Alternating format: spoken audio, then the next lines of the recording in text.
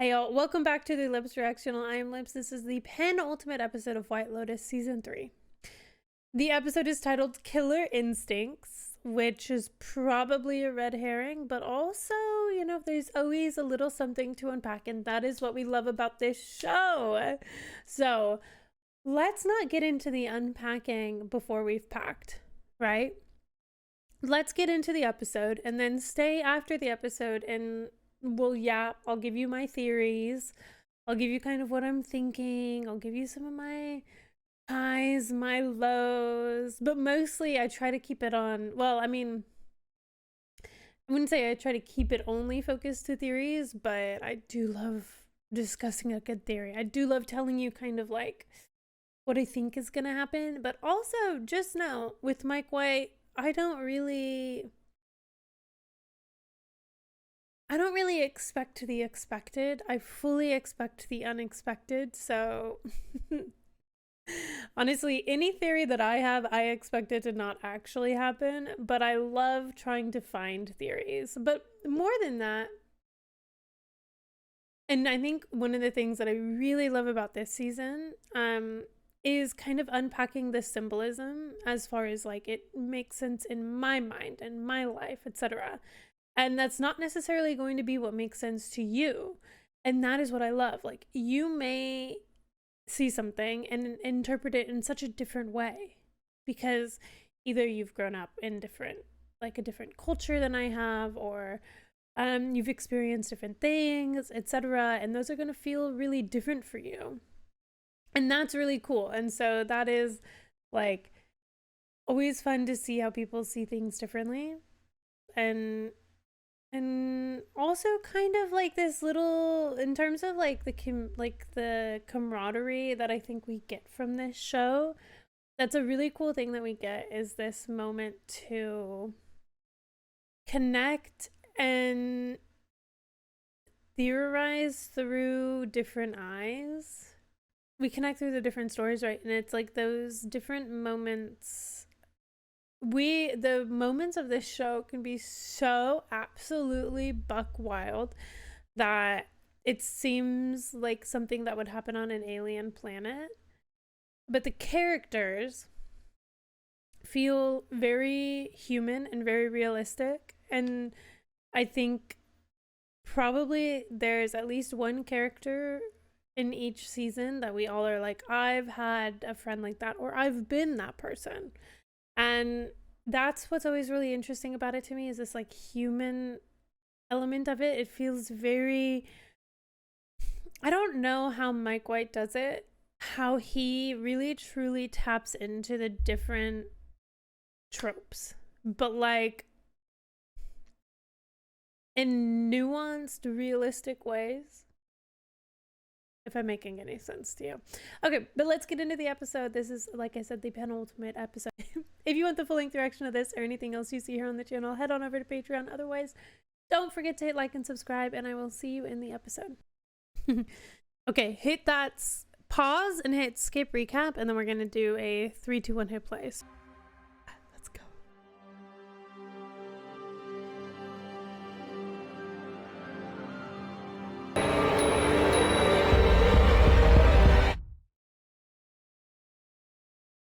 Oh, did they go to the fight? Hey. Oh, I'm so excited for this part. Thank you for having us. And this is my husband, Kunchim. Hello, sir. How are you?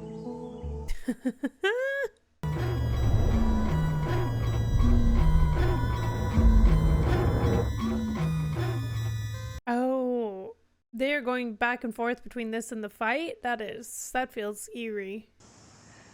Would you like a drink? Oh, I'd love just a tea, an herbal tea. Whiskey.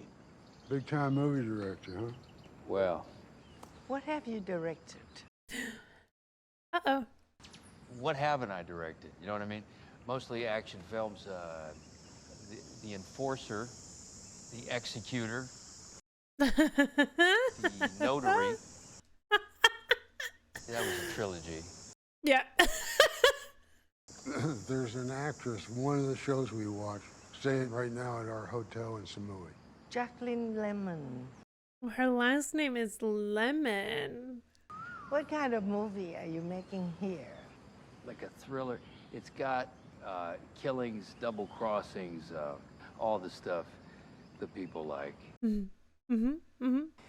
She is a former prostitute, now a madam. Told me that the part would be based on me. That's why you wanted to come here, to get to know me. She says that is not based on me. A knockout, obviously. And she sings. She sings? It's one of my favorite parts of the movie. Should have led with that one. Should have. You know what, led with goddammit, that I think one. I might have a drink after all. No. Can I get a whiskey, donut? No. No, Oh. I don't think one wouldn't hurt. Uh-oh. Is Rick... Okay, Rick's gonna down his whiskey. I kind of drinker. Oh. It might be his dad. That might be his dad. Every one of us has the capacity to kill. Sorry, when did we learn that? Buddhist scripture condemns violence in every form. Oh, okay. Violence, aggression, anger stem from same source. Fear. The only good faith response is to sit with your feelings. Oh. Oh, Violence no. does spiritual harm. Oh, Victim no. They just told us the ending. Perpetrator. Oh, no. Fear is what's gonna drive everyone to do... Non-violence. to do violence. Who's Chloe? Mom, you met her. It's Gary's girlfriend. Oh no, not the boat people. Passing along the invites. You know what? I'm all dolled up. Let's go. Let's go. What does he want from me? Let's go find out. I mean, aren't you curious? Oh, Zion wants us to go to the party? He knows Oh, I know. but Zion. He's not gonna do anything to you, all right? Because I'll be there. Yeah. Let's just go see what he has to say. That could be why Zion is so freaked out at the beginning of episode 1, though. He seemed on edge as if somebody might be coming for his mom. Good evening. Free for dinner? Yes. I'm so sorry, but Fabian's gonna be so sad when Belinda and the Ratliffs don't show up there. Oh. Okay, so the girls are just not... Okay, Jacqueline. I'll have a glass of rosé. Same. A bottle, perhaps? Definitely. Oh. Any advice from a professional to overcome stage fright? Just go for it. Ooh, they are at the end of their vacation rope, aren't they? Their limit for human interaction. My gosh. Where's that rosé? Lori, maybe make that 2 bottles of rosé. You know what? Make it 3. Those women gonna be... Don't worry, you don't need to bring an ice bucket for them either. It's gonna be cold as going into those hearts of those women. Lovely. Your producer says you've been watching some of my films. I'm sorry? Oh no, he's drinking. The ones I saw you were fantastic. They are entirely in Thai. Well, I'm a director. I'm more visual anyway. So which one did you watch? Shit. Titles are hard to remember. I'm Nobody. gonna need another one of these, I think. Ah! Sorry. He's sober. Maybe you and I could speak in another room. That way your wife and Frank here could really connect. Steve. Did you just... You just threw out his real name, Rick. Let's take it to the den. Oh. I'm nervous on all fronts, actually. I'm nervous for Frank because now he's alone and he could be caught in the lie. I'm nervous for Rick because he has a gun. How are you? And now I'm also nervous for the Ratliffs. He's at some Buddhist temple thing with my sister. It's a cult.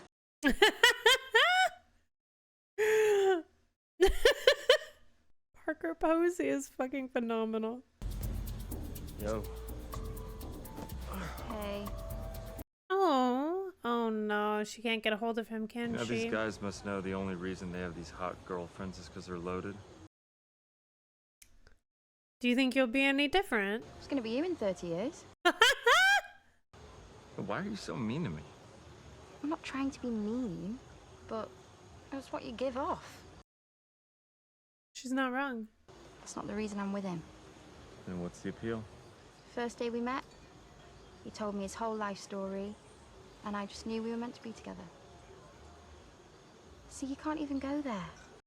Hmm. It's like we're in this yin and yang battle, and I'm hope, and Rick is pain, and eventually one of us will win. What does winning mean? Die? Either, yeah, I mean, if pain wins, then yeah, probably death. If hope wins, then she has an evil eye. Oh.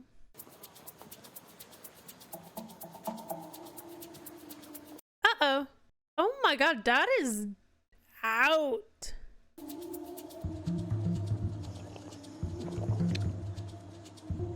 Or Saxon down at the beach. is very aware. You ever met him? No. Seems like the real deal. Okay, Daddy. Dad, Even can I talk with you for a second? even Greg Gary is like, what? Oh, and there is Belinda. And so Chloe is not partaking in the festival of activities.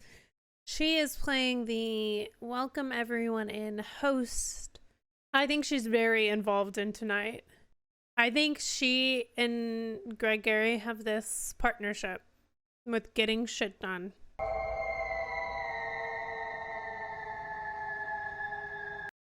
That's Rick's daddy. Yeah, Thailand's been good to me. I'm telling you. But have you been good to Sorry. Thailand? I'd say so. Maybe not. Maybe Rick's daddy's enemy. Still. And back then, not much red tape. And if somebody got in your way? Lots of ways to take care of that. Such as? I'm more careful now. Got more to lose. Oh. When you're young, you want to be king of the hill. Then you get to be king of the hill. And you miss it when you were young and hungry and could... Holy shit. That the secret to life is knowing when to stop. I'm not sure how that follows. Rick. That was not the answer Rick wanted. He's trying to give the guy an opportunity to redeem himself, and he's not taking it. พี่ต๊อบเรียนยิงปืนเป็นไงบ้างอะ ก็ดีนะอะไรก็ยังชมอยู่เลย She's always asking all the right questions about all the wrong things, if you know what I mean. And I'm so suspicious about her. But I think that part of that is because, and I've had a few conversations with friends about this, but like, one, the cost for her to be on the show is like she's the highest paid actress for lots of reasons, but like she's very highly paid and they've not really utilized her. And I feel suspicious about that. พี่เป็นคนใจดีเกินไปเขาคิดว่าพี่ทำร้ายใครไม่ได้หรอก แต่พี่ก็ทำให้ No, เขา I เห็น don't แล้ว have a ไม่ใช่ killer หรอ instinct, he ว่ามันไม่ได้ says. เป็นอย่างที่เขาว่าเลยอะ You can prove him wrong, can you? Can you guys talk? คือเขาพูดถูกอะ He is right. พี่ไม่ได้อยากสู้กับมันเลย But also, again, I say, someone in his position doesn't need to have a killer instinct. พระพุทธเจ้าไม่เคยสอนให้พวกเราฆ่าสัตว์ The ตัด Buddha ชีวิต condemns หรือทำร้ายคนอื่น violence. Yeah, อันนี้มันคือการป้องกัน but ตัว in defense. พี่ไม่อ Yeah. ยากทำร้ายใคร Guy talk. Do you think that she มุก knows? รู้นะว่าพี่เป็นคนธรรมะธรรมโมอะ It's good you have strong morals. แต่พี่ก็รู้ว่าโลกนี้มันอยู่ You ยาก have to live in this world. True, okay. ถึงจะทำงานนี้ได้อะ That's part of the job. But again, I say, มุก does ก็ she คิด know ว่า what's going to happen? พี่อ And ยาก so จะโต she wants him to be armed to protect จะมีหน้า himself? ที่การงานที่มัน Or maybe she just liked that ambition that she saw in him. I think we should go to the Muay Thai thing. Oh, we're back on this. Okay. Lori, why are you so bothered? Just makes me not trust you, to be honest. Give me a break, like you're in love with Valentin or something. It's not about love. Was it a big deal when she did the same thing with Dave? With Dave? Whoa, wait, what? She was all over Dave, I'm sure you remember. I was not, and that was like 15 years ago. Wait, what? Whoa. Whoa. What's that supposed to mean? If you're not happy with your life, Lori, I don't know, fucking change it. Ooh. I mean, I get what she's saying. It's like you're not upset because of Valentin. Yeah, I'm upset because of Jacqueline. Yeah. You could have hooked up with Valentin if you wanted, but you chose not to. Right? You chose to work at that company your whole career, and you chose to marry Brian. If you always choose the short stick, is that bad luck? Are you life's victim? Oh, wait, is Jacqueline mad about Brian? About... I mean, you know, when you know someone long enough, you do start to see certain patterns. Whoa. Okay, I mean, look, I don't know if this is the right place. Also, Kate, you are just like, she's literally sitting in the middle and she's just going with the flow of whoever. She's like, let me throw needles at both of you. And you're always fake and fronting like your life is perfect. Oh, there we are. And you're vain and selfish. Okay, Lori. Okay. I'm gonna go to the fight, because why not? Why not? Why the heck not? This is what you guys want her to do. You want her to take control of her life. You want her to try something new. You want her to get out of her comfort zone. This is what, then she's gonna go. Why are you with this middle-aged weirdo? Does he have a lot of money? Mom! North Carolina. I could introduce you to some respectable men. They would eat you up. But she would still be dating, yeah, and she would still be dating those men for money and power. What's the difference? Do you want to maybe go inside the house? We could talk. Well, I wanted my son to come with me. It won't take long. No. I'm just gonna take a couple minutes of your time, and then I'll bring you right back out to the party. No, don't do it. Uh-oh. Why? Where is Zion? Where is Zion? I had a few drinks. No, not the drinks. What's going on with you? Oh, Saxon! Saxon is the only one. I mean, like, Piper started to notice it, but Saxon's finally trying to get to the bottom of it. Tied to yourself. If something bad is happening, it's happening to both of us. Oh. Okay, maybe it's selfish. And everything at work is going good, right? Yeah. Oh, no. Yeah. Oh, no, that's the Dad, I last don't thing have he needs anything to else but hear. this. Oh, no. I don't have any hobbies, okay? If I'm not a success, then I'm nothing. Oh, no, no. And I can't handle being Oh, well, now nothing. Dad's gonna have a fantasy about shooting his son, his wife, and himself. I put my whole life into this basket. Into your basket, Dad. Oh, no. Nothing's up. Shit. Kids, we're all good. Fuck. You know who I am. And I'm sure you also know something very tragic happened to my wife, Tanya. I had nothing to do with it, just... Mm-hmm. I want to live the rest of my life right here. Don't want to have any more headaches if I can help it. And you see us as a headache. Tanya talked about you. Oh. A lot. Mm-hmm. She didn't start that business with you. Is he gonna give her the I know money? that she want you to have some money to do that. So... Wait. I'm gonna give you $100,000. What the shit? Take that money and run, girl. Take that money and run. Sorry. Love and justice for Tanya, but take that money and run. I'm not looking to make problems for you. I just, I need to sleep on it. Is that okay? Sure. Good for her. Good for her. That's life-changing. I can eat. I mean, I just got all this. Zion, I am not playing. I want to get the fuck up out of here. Okay. Oh. Yep. Let's get the heck out of there.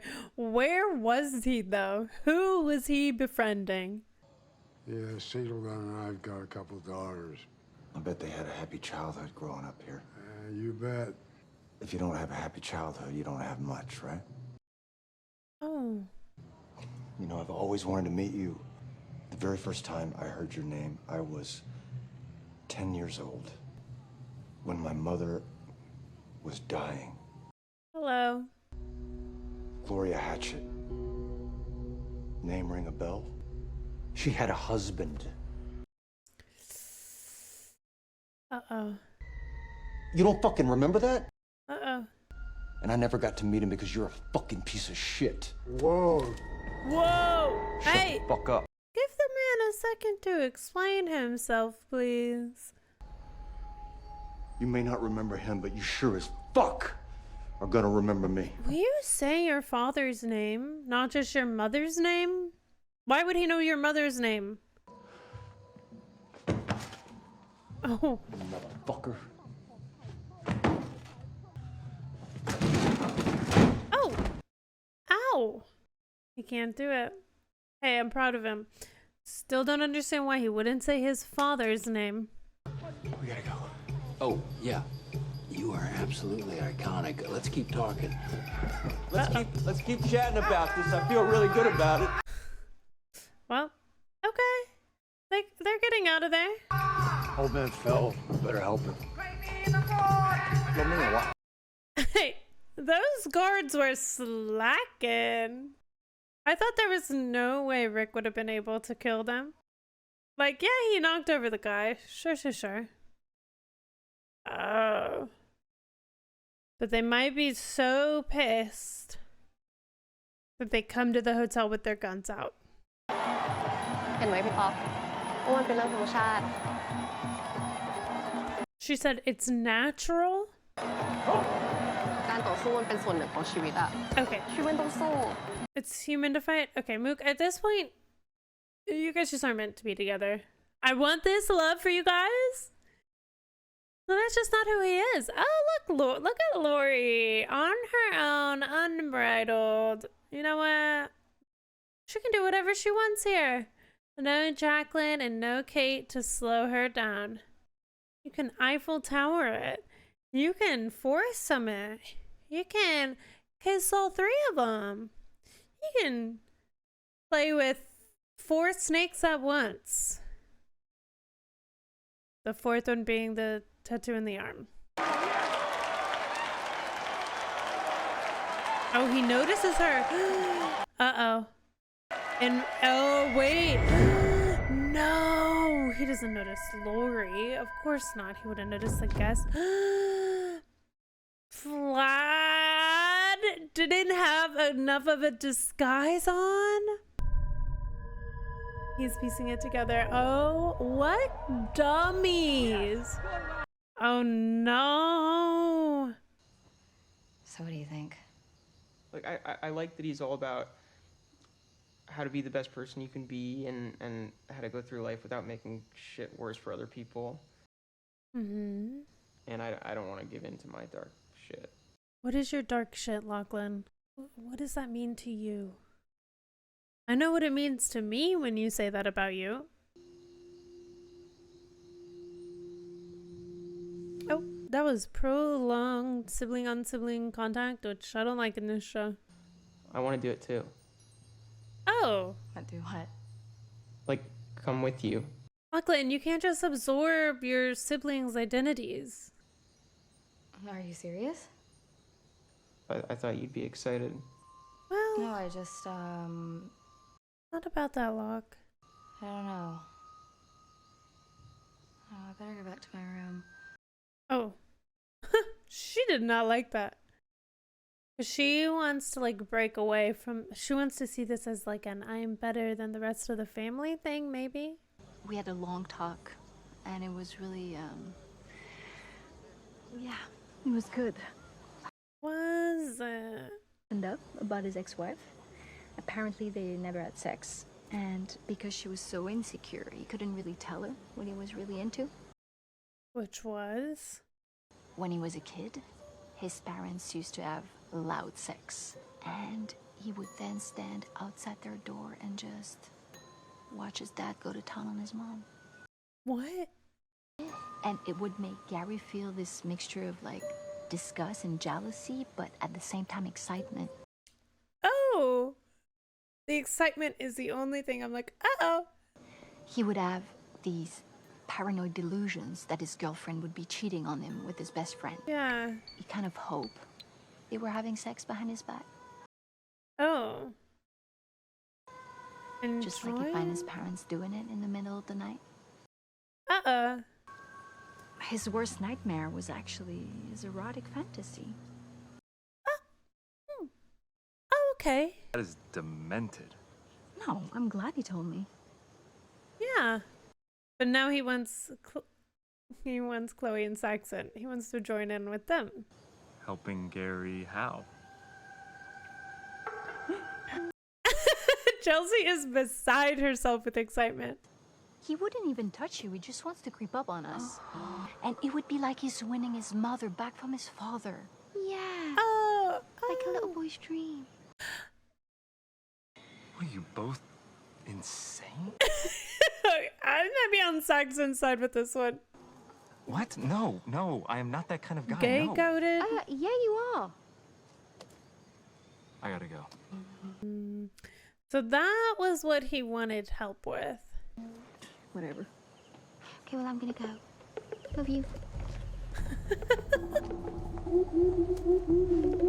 Oh no, Chloe failed. Oh, Rick. Greg Gary is gonna be so pissed. So you got some closure? Yeah. That's a huge monkey off your back. Uh-oh. Monkey? Yeah. Let's get a drink. Really? Let's celebrate. Yeah. A monkey? Sober. That ship sailed. Come on, let's go big. You think it's a good idea? We're in Bangkok, man. No, it's not a good idea. Rick. Take the money. If I did that, I'd be an accomplice to murder. No, you wouldn't. He's buying me off, so don't tell anyone where he is. He's gonna come after you. You know that, right? And they're gonna find your body in the Gulf of Thailand. Shit, maybe mine too. That's why he's so stressed. Lori's not responding to my texts. Yeah, no shit. She'll get over it. Chocolate. I just, I feel bad, but I guess, you don't, so. How bad am I supposed to feel? Let's get into it. Tell her, Kate. You don't know my situation, okay? No one's talking about your situation. It's about how you treat your friends. It's fine. I'll be the bad guy. I'm used to it. Okay, pity party. You know you have the wrong impression of me, right? Do I? Yeah, I mean, I'm not just one thing. Don't do it, Chelsea. I mean, I could be somebody else if I wanted. Can be something else if he wanted. Interesting take on identity. I bet I could even connect with you on a spiritual level since that's so important to you. No, you can't. Oh, try me. Oh, teach me your ways. Rick has probably never done that, has he? Shit. See? We'll see. Get this man off that bed. Focus on your breathing. There's so many places to sit outside. So many. No. Yes, so you got the idea. Yep. Okay, thank you. I'll give you some books. These are really good. She's a genius. She'll change your life. Uh-oh. She liked it a little bit. Chelsea, he wasn't leaning in because he he wasn't leaning in because he wants to lean in. He was leaning in because he sees you as an object. He sees you as something like a problem to solve. He sees the problem is You won't open your legs for him. The solution is I'll manipulate her until she does. That's his solution. Okay, so don't do it, please. No judgment if you do.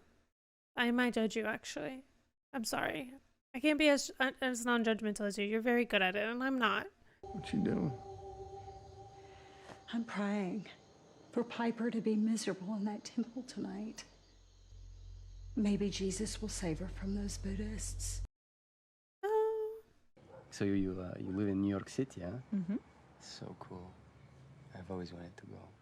If I ever leave this country, they won't let me back in. Oh. I've overstayed my visa. Uh-oh. Oh my gosh. Do not marry him. My poor mother. She's sick and old. Oh my gosh. I need $10,000 to pay off her debts and buy her plane ticket. You are kidding. Do not give it to him. Can you help me? Please don't. Yeah. I wish I could.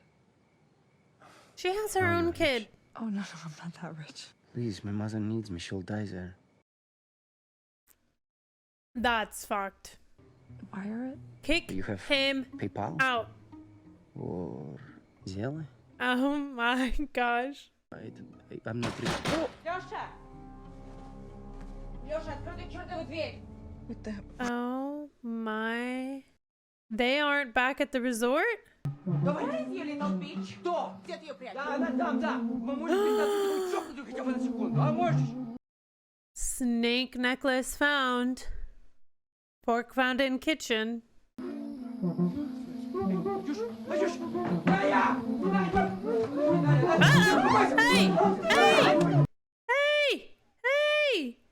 Hey!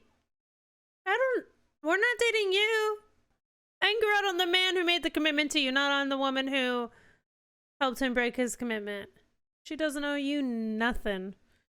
I guess she did kind of know about her though, so she is guilty in that. And maybe she's not much better than Jacqueline, but some of you aren't ready for that conversation.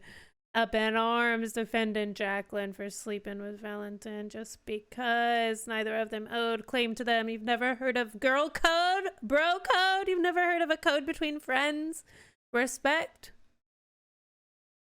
Just a little bit. Oh. Think about it. Think about how you would feel. Oh, uh-oh. Yep. Uh-oh. Okay. Sorry.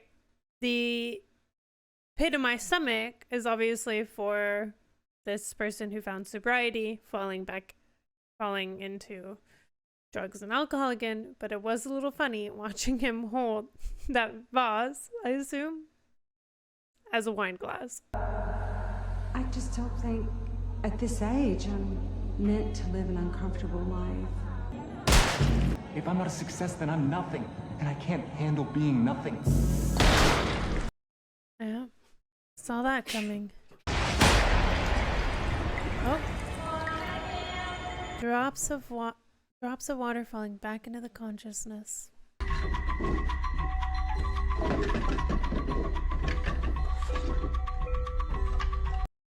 Oh no, he's gonna lose his mind. With all with all of the lorazepam he's been taking though, there's just no way. There's no way he'll be able to like figure out what actually happened.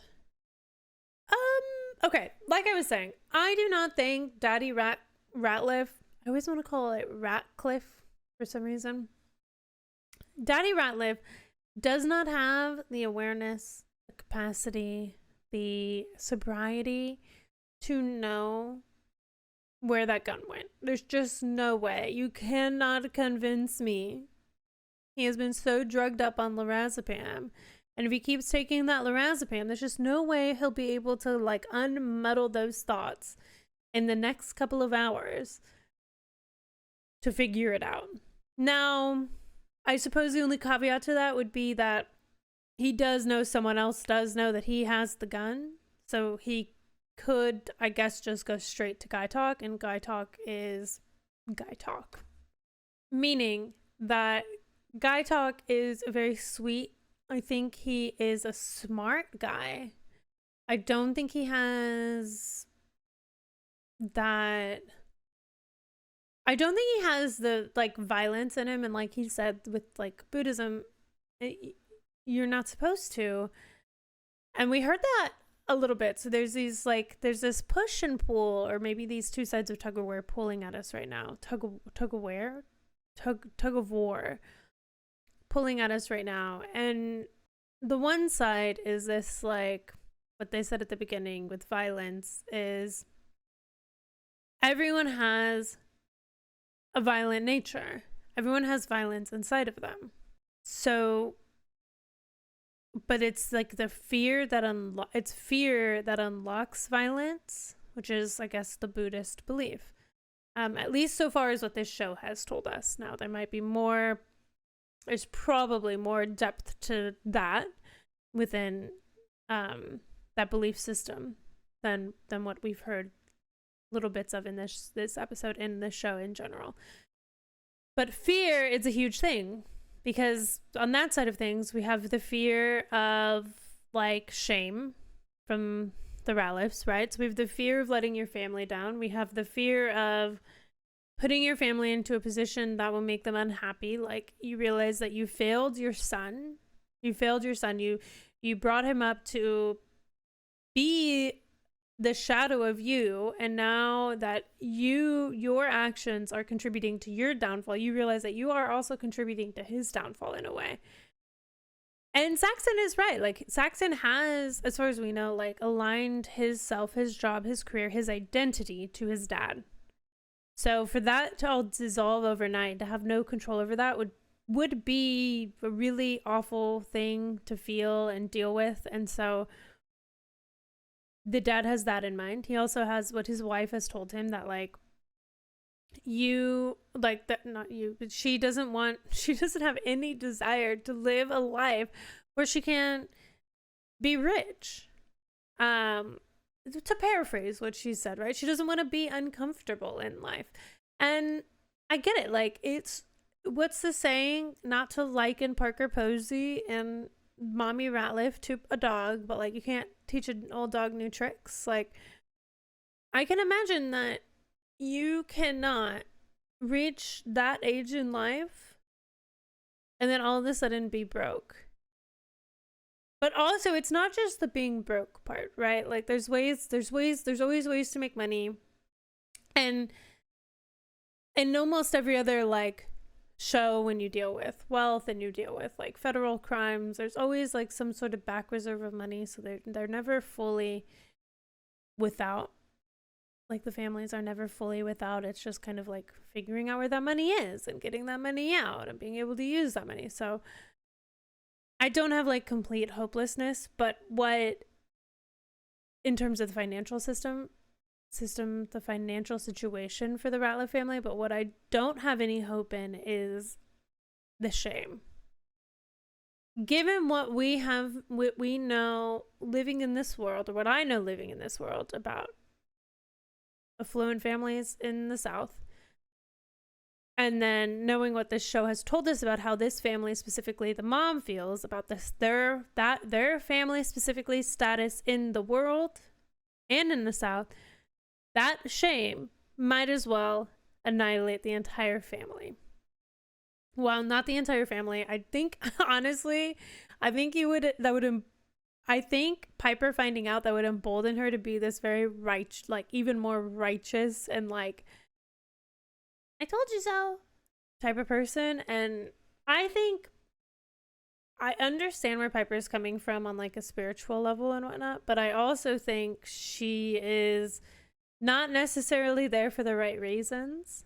She's not necessarily trying these new things for the right reason. She's not looking for this escape for the right reason. She's not she's not actually committed to being a Buddhist. Piper is not in any way concerned with the longevity of her stay in that temple. she 100% wants to hit it and quit it. She wants to take a gap year, just like Lachlan said. And you could see it in her face at the moment that Lachlan was like, I'm going to do this too. She was like, she suddenly didn't want it anymore. I'm holding my hand here so I don't forget the thought of the tug of war. So just let me keep this hand here. That's why this hand is here. So I don't forget the forever ago started thought of tug of war of things, right? Because we have fear, we have violence, fear. What's leading us to fear? We have the Ratliffs specifically. Within that, well, Daddy Ratliff specifically.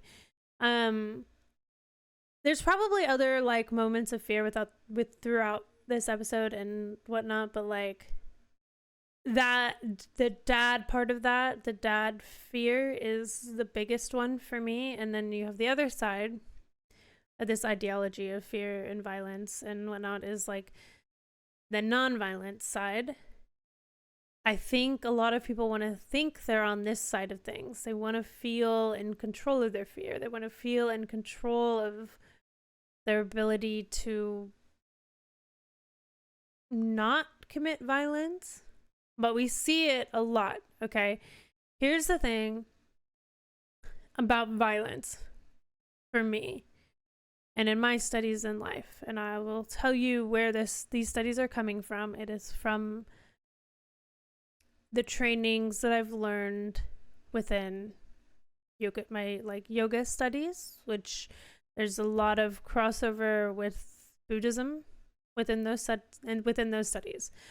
And one of the, and I apologize because it's been a while since I've practiced any of these studies. So one of the pillars was nonviolence, and nonviolence does not always mean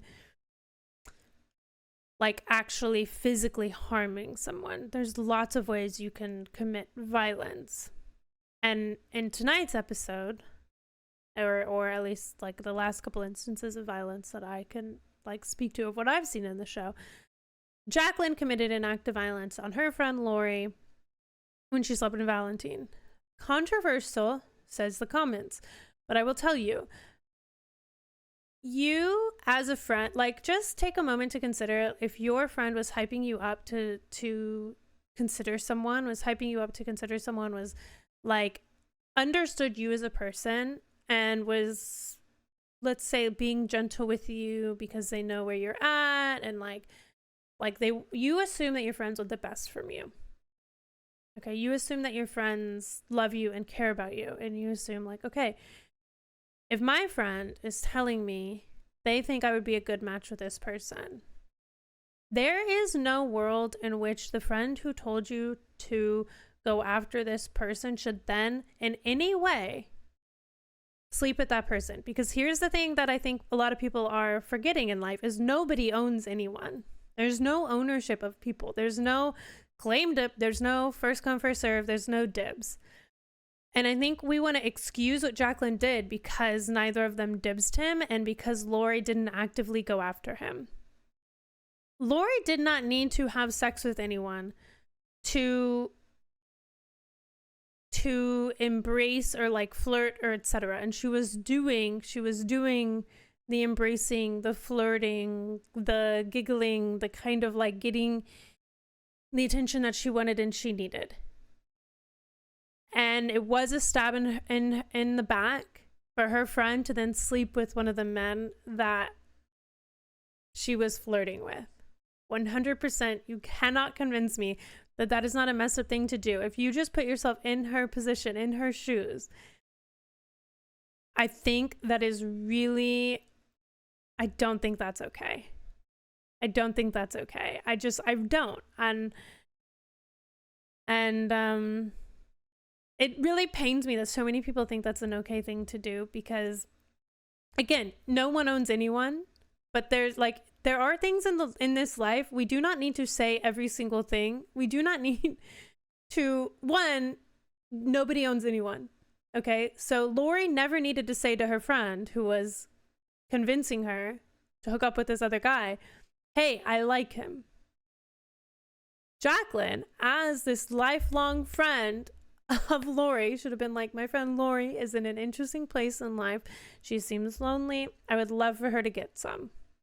Emotionally, physically, whatever it is. Because there's a lot of points of connection, and it's not just physical. It's not just bang, bang, va, va, voom. Okay?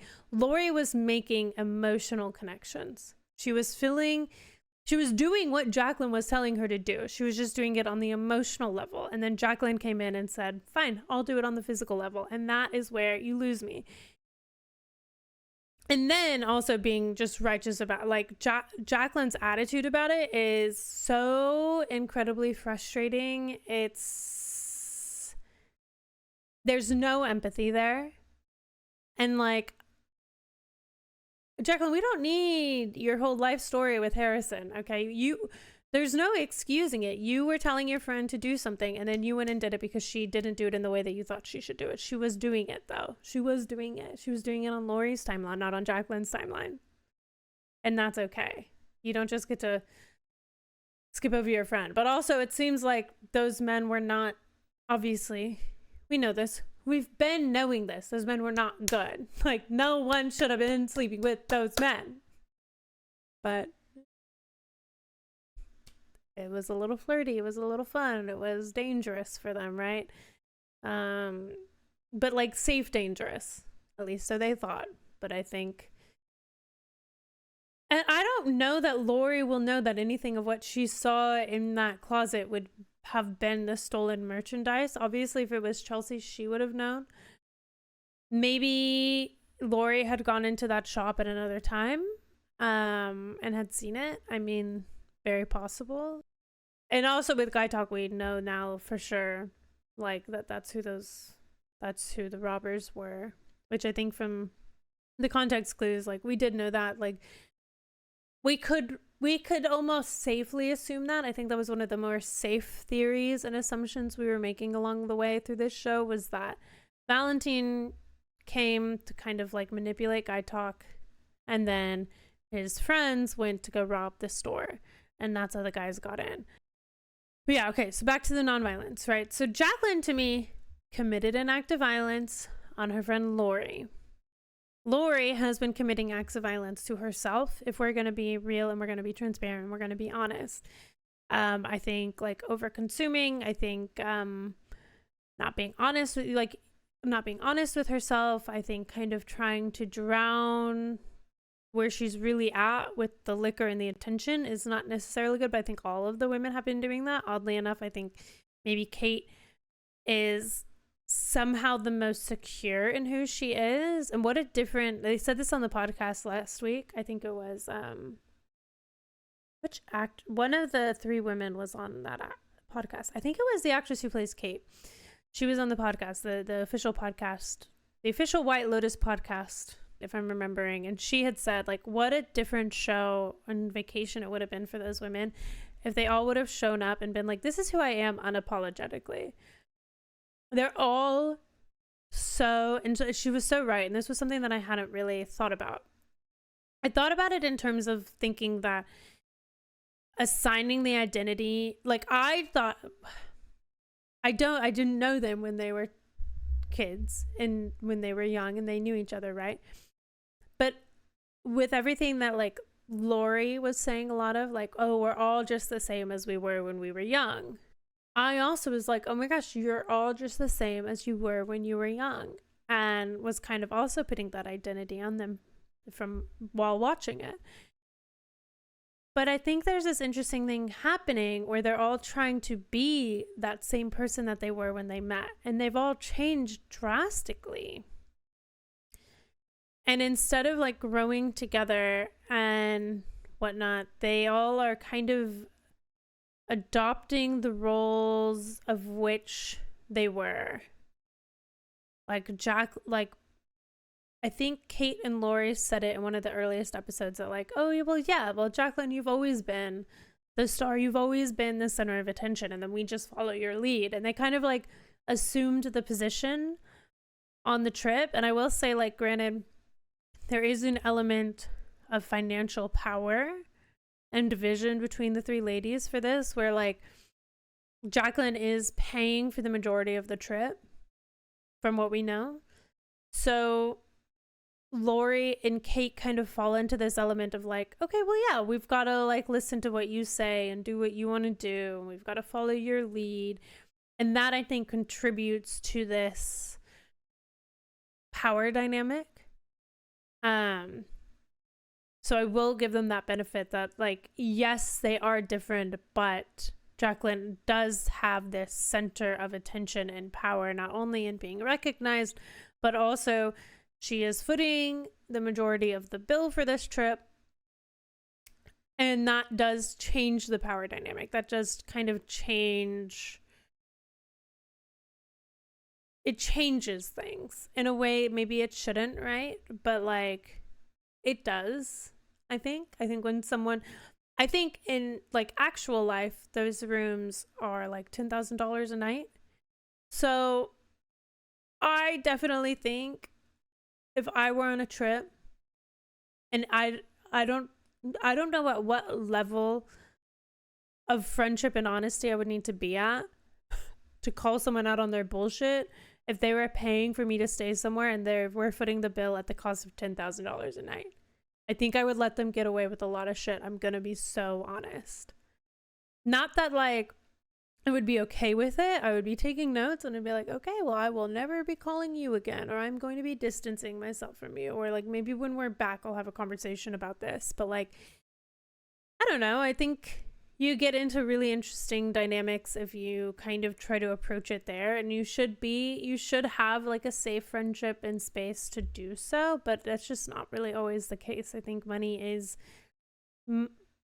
money contributes to power dynamics, and we should be honest about that, and that is one of the ones. That is something that is happening, could be happening here.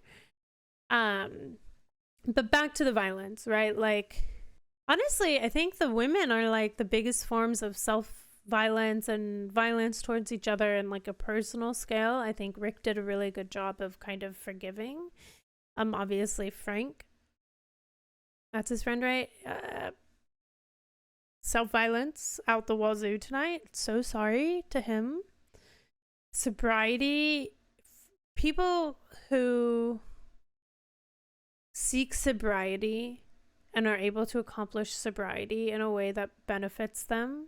Like people who seek sobriety because non-sobriety is like a violence to themselves and then fall back into their addiction. I'll put the word addiction on it. I don't want to fully assume, but like, yeah, that is always, I think, a hard theme. I think it's always a really staggering thing. I mean, it's a very real theme, and that's what it is. I think seeing someone, I think if you've ever seen someone you love need sobriety a lot and you want them to get help in that way, and then you see the things that can kind of pull people out of sobriety, it's really scary to think that like Rick could have helped his friend. He could have saved his friend from falling back into that, and the outcome of that, it's not as easy to turn on and turn off, I think, as like Frank is saying, right? So, but yeah, I worry for him. So that little bit of him falling out of sobriety is, I saw it coming, I feared it coming, I really didn't want it to, but Rick had said, we'll come over for a drink, so like, of course, I think we could all probably tell that he was going to have a drink, and he did, and many, and then they went and they had many, and we all saw how that fared. But yeah, what I'm saying is nonviolence comes in a lot of different forms. It doesn't just come in the form of stabbing or physically hurting. It comes on a mental level, it comes on a spiritual level, and then obviously it comes on the physical level. And I fear that's what we'll get into next episode. But I also think the season has been quite dark in a lot of ways, and I'm anticipating a dark finale. And I'm hoping that with this dark finale, well, I mean, I'm not hoping in terms of how it goes. But if we get a dark finale, I think my words of encouragement or wisdom or theories, or I don't know what you would really call them, that's none of the above really, but like my thoughts on it would be, comes back to a couple of themes: the theme of death and rebirth, and the theme of violence. And that's why I've spent a lot of time today talking about how violence is not always on the physical scale. And so I also think something that I really think with this season specifically, and this theme of death and rebirth, is that death may not come on a physical scale either. I think we may see some more spiritual elements of death and rebirth and violence and non-violence. And I'll be interested to see how that goes. But this was a good, juicy penultimate episode. I feel very tense. I feel very anxious. I feel very scared.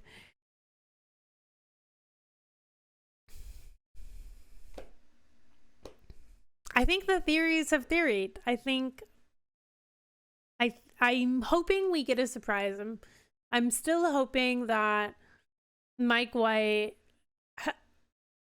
gets one over on us, and I have full faith that he will. But I also do feel like this season is particularly dark and damning, and I've been just started rewatching season 1 to kind of just like in my downtime, and it's very interesting how quickly identity comes up in season 1, episode 1. So of course the theme of identity is also here. We have sex, we have identity, we have oh shoot, we have something else. But yeah, I mean we have so many other things, but yeah, I'm scared, but I'm also excited. So I'll see you next week for the finale, and you'll see me back at home next week. So that's cool. That's fun. This is just, I've been visiting my parents, who you saw my mom at the end of that episode. So I've been staying with them, and so thankful for that. But yeah, I'll be back home, so you'll see my actual home next week for the finale. And then at least I'll have my own things to curl up into no matter what the episode is, because I feel like I will be haunted after it. And I'm kind of hoping to be. Like, I want to feel whatever the show brings. And if the show brings me feelings of like negativity, of like hauntingness, of contemplation, of like an existential crisis, I'm all for it. I love that.